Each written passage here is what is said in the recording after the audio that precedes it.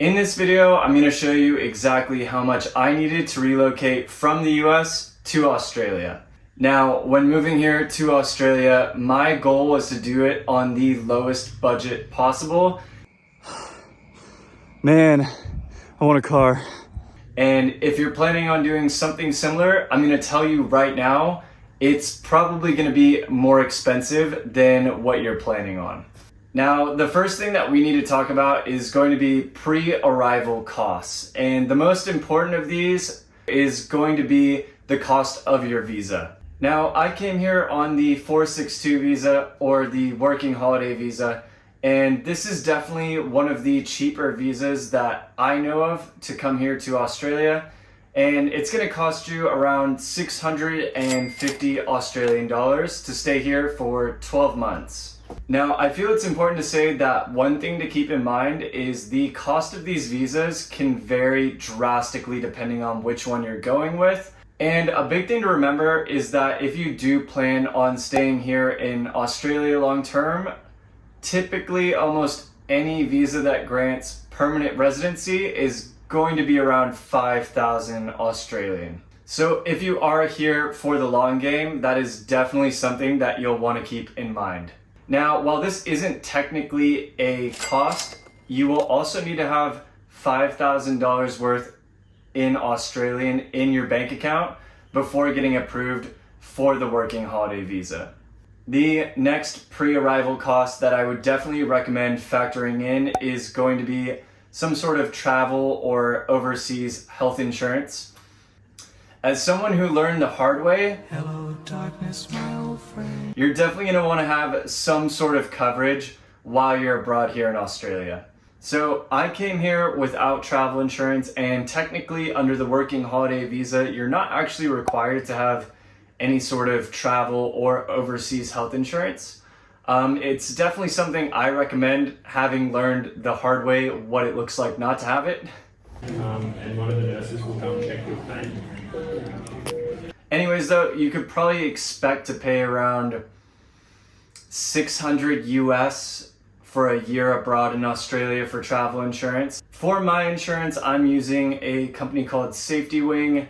It's not the cheapest one out there. I believe it's 56 USD per month, but it does have really good coverage for both just any sort of travel type incidents as well as emergency incidents and hospital/medical accidents, which is why I went with that one.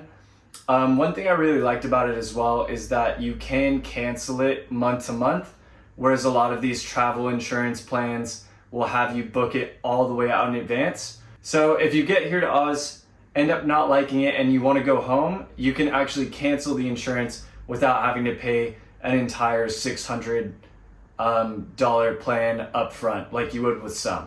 I'm not sponsored by Safety Wing, by the way, but I will leave a link down below in the description if you want to check that one out. Another pre-arrival cost that I would factor in is having some sort of Australian cash on hand before you arrive.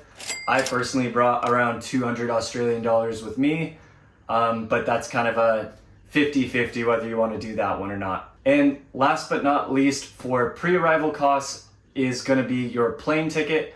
I paid $830 to fly from San Diego all the way to Sydney, and then from Sydney to Cairns I paid an additional $200, rounding it out to $1,031 in total to get to where I actually ended up. So when adding everything up, in total, you'll need at least around 5,000 US dollars before even leaving for Australia.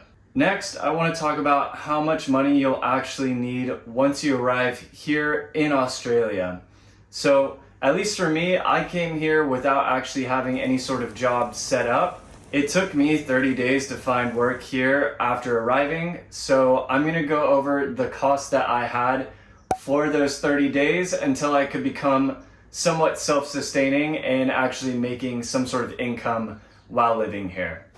So your biggest expense is going to be housing, and most likely if you're doing things like me, you'll end up staying at a hostel at first.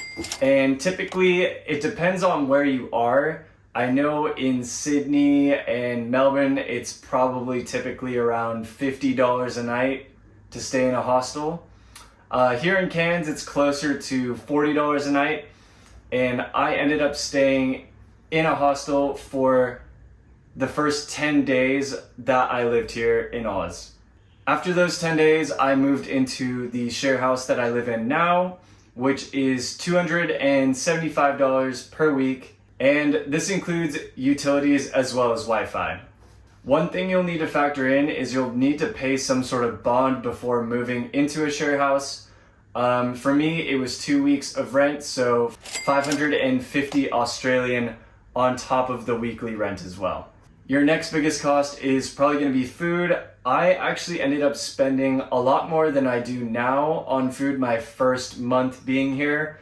So in my first month here, I probably spent around 600 US on food and groceries. Now it's probably closer to 100 Australian per week on groceries, maybe 150 depending on what you include as groceries. For my cell phone, I just went to Kohl's and bought one of the prepaid Telstra SIM cards. This ended up being 45 Australian for a month with preloaded data on it as well.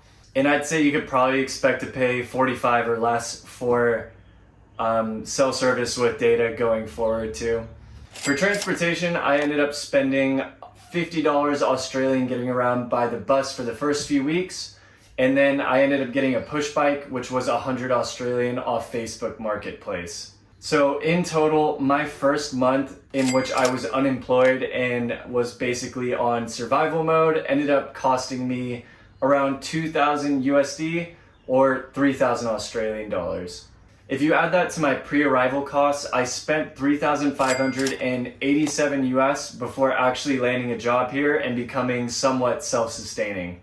So in total, I ended up spending almost around 5,000 Australian before making any money here. Do I recommend you show up with just that amount of money in your bank account? Absolutely not. A big reason behind this is the unexpected costs that I have seen since moving here. So one of the biggest costs that I've had since arriving here was when I got in an accident cycling and I was hit by a car. And I was covered under work comp, but for 3 weeks after my accident, I didn't really have any money coming in from work comp, and I was paying for a lot of the expenses out of pocket while waiting to be reimbursed. So I ended up probably spending around close to 2,000 US, just kind of sustaining myself after the accident before any of the kind of work cover or insurance claim stuff came in. Finally, the biggest unexpected cost that I had was actually taxes back in the States. So I won't go too much into detail, but basically I ended up actually having to pay an additional $5,000 on my taxes, which if I hadn't brought a decent amount of savings before coming here, that's something that could have completely ruined me and definitely sent me packing back home. So what does this mean for you? At least in my opinion, I would recommend that you bring at least 10,000 US worth of savings with you to Australia or to any country that you go to. You just never know what's going to happen. Unexpected accidents do happen. I'm definitely a prime example of that. And even if you're covered by travel insurance or you have other insurance on top of that, at the end of the day, insurance companies aren't going to always pay out right away, so you will probably have to pay some things out of pocket. And that's where having that extra amount of savings is going to be extremely important for you. Anyways though, I hope you found this video useful, and I will catch you in the next one. Peace.